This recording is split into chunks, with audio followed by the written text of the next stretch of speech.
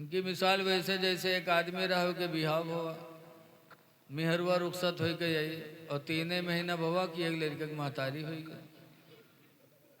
तो हफ्ता 2 हफ्ता के बाद उनके चेहरा झुराएगा मर्दवा के। तो औरतिया कहिस काहे रे, सबके घरे लड़का पैदा होते चेहरा चटक लागत है, और हमरे यहाँ जिस दिन से लड़का हुआ तो और चेहरा मुरझाते जाते, का बात है रे? तो कहते तुमका कहा यहाँ गांव में यहाँ निकला बाफत है, तुमका तो चेहरा काहे झुरात है? कहीं काहे, कहीं जहर जाए थे वारे कुर्ता पकड़ पकड़ के खींचत है कि अरे 3 महीने तो रे बिहाई बहुत के लड़का कैसे हुई रे? तो रतिया कहे तुम समझाए नहीं पावत हो। तो कहीं का समझाए दी, 9 महीना भोग चाहे 3 महीने धराएम, का समझाए दी? तो रतिया कहिस तुम हो गधा, ये बताओ कि तुमरे बिहाय कत्ते दिन बाबा? तो कहिस 3 महीना। और कही सो हमरे बिहाय, कहीं तुमरे बिहाय 3 महीना बाबा। कहे सो लड़कवा कत्ते दिन पर पैदा भवा? कहीं वह 3 महीना भवा।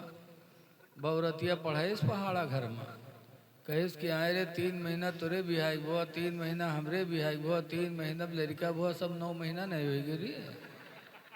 तब उके समझ में आवा कहीं हाँ यार ये तो 9 महीना भवा। पर पूरे गांव वाले पर गुस्सा आएगा, कहता कोनो सार बोला तो उके खैरियत नहीं है। मेहरुआ समझाए दी। अब जब सुबह निकला तो फिर कोनो पड़ोसी कुर्ता पकड़ के खींच इसके यारा यारी कस के रे 3 महीना तो रे बिहाई हुआ तो कह लड़का कैसे हो गया रे? वह लड़ी गया उससे, कहीं कहाँ 3 महीना भवा, 9 महीना तो भवा है हो। 3 महीना हमरे बिहाई को होगा, 3 महीना मेहरुआ बिहाई को होगा, 3 महीना लड़का भुआ, सब 9 महीना नहीं होगी। पूरा गांव एक लंग वो अकेले एक लंग वह बक्के जो मेहरुआ रटाई दी। यही हाल इन बैलों का है कि 40 दिन चिल्लम ले जाके इनका इतना रटाई देते हैं। सिर्क सिर्क हराम हराम, ऐ लोगो हराम को हराम जानो, हलाल को हलाल जानो। बड़े पीर के बकरा छूट गया तो कहा तो हराम है। ऐ लोगो अल्लाह के अलावा किसी नाम पर जब जानवर को ज़बह किया जाएगा तो उसका खाना हराम हो जाएगा। जैसे कोई कहे 20 में गौसे आदम तो हराम उसका खाना। बोलो 20 में मोहम्मद हुजूर के नाम पर अगर ज़बह करे तब भी उसका खाना हराम हो जाएगा। हम सब का अकीदा है। लेकिन अगर कहा बिस्मिल्लाह अल्लाहु अकबर तो अब उस जानवर का खाना हलाल है, अब उसका नियाज किसी के नाम। कुरान में वमा उहिल्ला बिही लिगैरिल्लाह, जो गैरुल्लाह के नाम पर ज़बह किया गया उसका खाना हराम है। ये कहते जो गैरुल्लाह की तरफ मंसूब हो जाए वहू का खाना हराम। तो कौनो बदिया बकरा बची है गांव में, यहाँ कोई बकरा टहरा तो किके हुए रे फलानवा कोई बहराम हो गया। बोलो कोई भैंस हो किके भैंस हो फलाने के बहराम हो गया। ये कहते हैं बस किसी की तरफ निस्बत हो गई तो हराम। और कुरान कहता है मा उहिल्ला बिही लिगैरिल्लाह, जो गैरुल्लाह के नाम पर ज़बह किया जाए उसका खाना हराम। लेकिन इनको कौन समझाए? खुदा जब दीन लेता है तो अक्लें छीन लेता है। अब अल्लाह जिसे गुमराह कर दे उसे कोई बंदा हिदायत नहीं दे सकता। इसलिए लोगों बहुत होशियारी का दौर है, बदमज़हबों से भी बचने का दौर है। आज देखो एक बात और सुन लो, आज हर आदमी के पास मोबाइल है, इंटरनेट का ज़माना है।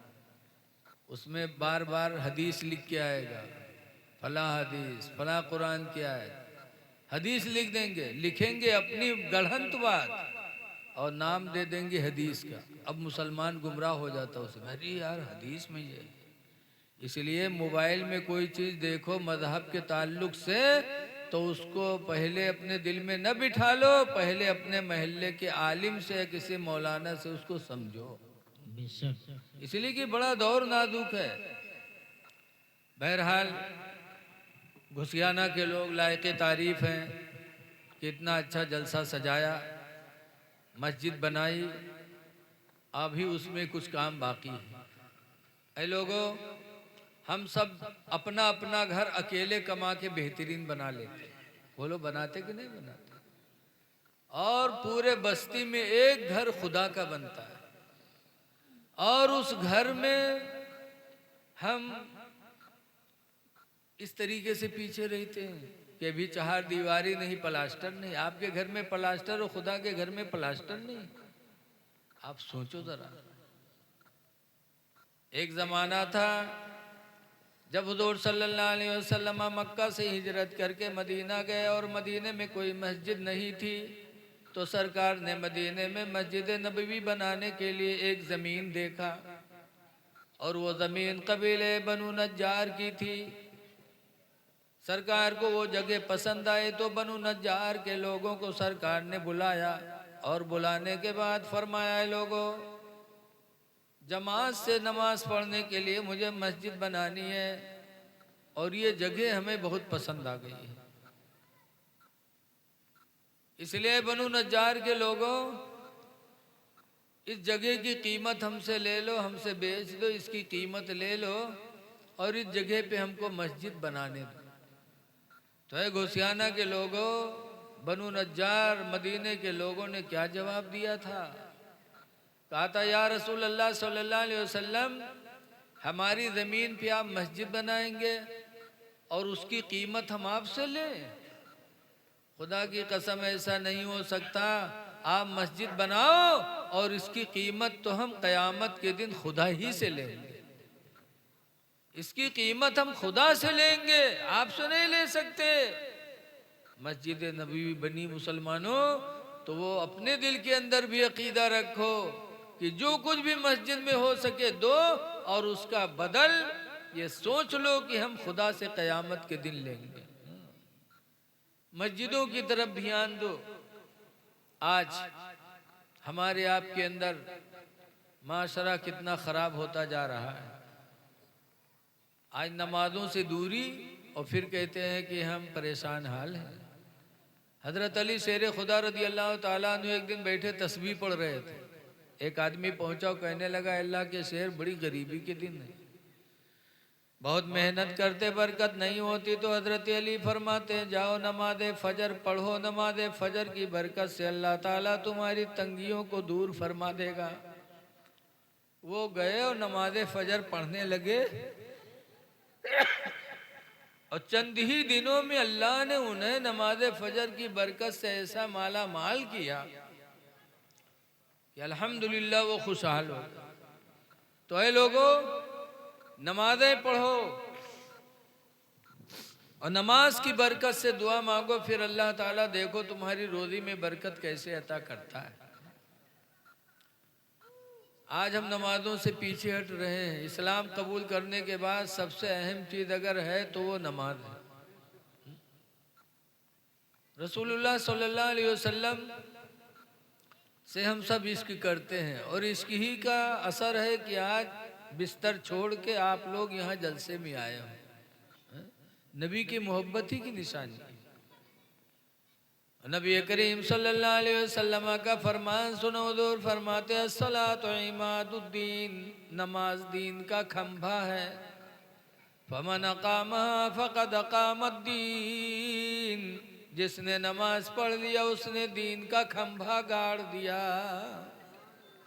वमन तरकहा फ़क़द हदमद्दीन, और जिसने नमाज छोड़ा उसने गोया कि दीन को ढा दिया। इसलिए ऐ लोगों, नमाज़ें पढ़ो ताकि दीन मजबूत हो, और दीन की मजबूती की वजह से तुम्हारी दुनिया आखिरत मजबूत हो जाए। नमाज पढ़ोगे इंशाअल्लाह दुनियावी भी इज्जत मिलेगी, आखिरत की भी इज्जत अल्लाह ताला अता फरमाएगा। नमाज नहीं छूटनी चाहिए। इसीलिए हदीस शरीफ में सरकार से जब पूछा गया कि अय्युल अमल अहब्बु इलल्लाह यौमल क़ियामा, के अल्लाह के रसूल ये बता दीजिए कि क़यामत के दिन कौन सा अमल अल्लाह को ज़्यादा पसंद होगा, तो सरकार ने फरमाया, अस्सलातु अला वक्तिहा, नमाज को नमाज के वक्त पर अदा कर लेना। कि नमाज को उसके वक्त पे अदा कर लेना, ये अमल इंसान का क़यामत के दिन अल्लाह को सबसे ज़्यादा पसंद होगा। इसलिए नमाजें पढ़ लो। हुजूर मुफ्ती नानपारा कहा करते थे, हमेशा के लिए रहना नहीं सुदार फानी में, हमेशा के लिए रहना नहीं इस दार फानी में,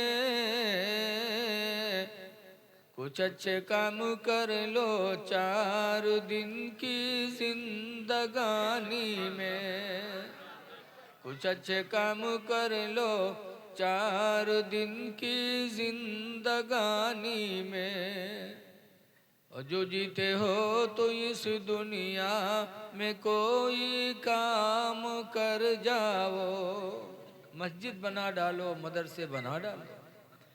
जो जीते हो तो इस दुनिया में कोई काम कर जाओ,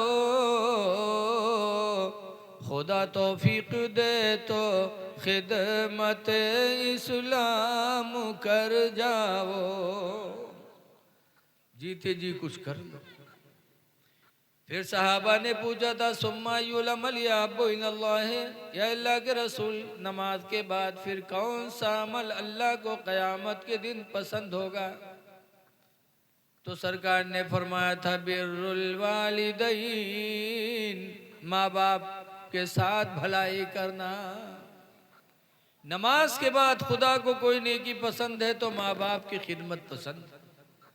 इसलिए लोगों नमाजें भी पढ़ो और माँ बाप जिंदा हो तो उनकी खिदमत भी करो।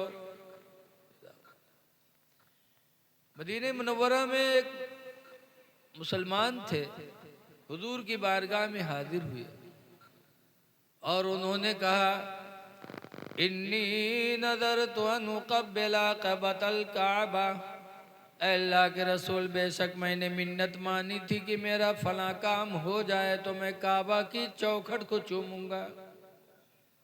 काफिर का मेरा काम बन गया। तो हुजूर फरमाते हैं, जाओ मक्का और काबा को चूमो, अपनी मिन्नत पूरी करो। अर्ज करते हैं, अल्लाह के रसूल हम मक्का नहीं जा सकते, गरीब आदमी है, 400 किलोमीटर तकरीबन मक्का मदीने से, न हम सवारी से जा सकते न पैदल जा सकते, हम जा नहीं सकते। अपनी मिन्नत कैसे पूरी करें? तो हुजूर ने फरमाया था, इरजी इला बैतिका, ऐ मेरे सहाबे तुम अपने घर वापस चले जाओ। वक़ब्बिल क़दमै उम्मिका, घर में पहुंचकर अपने माँ के दोनों कदमों को चूम लो। अल्लाह ताला तुम्हें काबा की चौखट के चूमने का सवाब अता फरमाएगा। अफरा तफरी बंद करो यार, अभी कोई रात भी नहीं हुई है। क्या मेरी आवाज़ समझ में नहीं आ रही है आप लोगों को? है नहीं, आप लोग बताओ भैया। हो सकता है मैं बोल रहा हूँ, मैं की आवाज़ आप तक न पहुँचती हो। हुजूर फरमाते, जाओ अपने घर में माँ के दोनों कदमों को चूम लो, अल्लाह ताला तुम्हें काबा की चौखट के चूमने का सवाब अता फरमा देगा, तुम्हारी मिन्नत पूरी हो जाएगी। अर्ज करते हैं, अल्लाह के रसूल मेरी माँ का इंतकाल हो गया, मेरी माँ जिंदा नहीं, मैं माँ के पैरों को कहाँ पाऊँ? तो हुजूर फरमाते, अगर तेरी माँ का इंतकाल हो गया, कब्बिल कब्रहा, तो जाके माँ की कब्र को बोसा दे दे, अल्लाह ताला तुम्हें काबा की चौखट के चूमने का सवाब अता फरमाएगा। तो वो कहते हैं, अल्लाह के रसूल मेरा बड़ा बचपना था, मेरी बचपन में मेरी माँ का इंतकाल हो गया, मैं अपनी माँ की कब्र को नहीं जानता कि मेरी माँ की कब्र है कौन। तो हुजूर ने फरमाया, अगर माँ की कब्र नहीं जानता तो खत्ती खत्तन फी बैतिका, तो अपने घर चला जा और अपने घर के अंदर एक लकीर खींच ले और उसी लकीर को तू अपनी माँ की कब्र मानकर चूम ले, अल्लाह ताला तुझे काबा की चौखट के चूमने का सवाब अता फरमाएगा। अब मुसलमानों जरा सोचो, माँ के कदमों की अहमियत देखो। माँ का कदम चूमो तो गोया कि काबा की चौखट चूम रहे हो। लेकिन अफसोस आज माँ का कदम तो नहीं चूम सकते, लेकिन पीरों का पैर चूमते हैं। पीर के पैर चूमने का कहीं है रवायत? कहीं रवायत नहीं कि पीर के पैर को चूमो।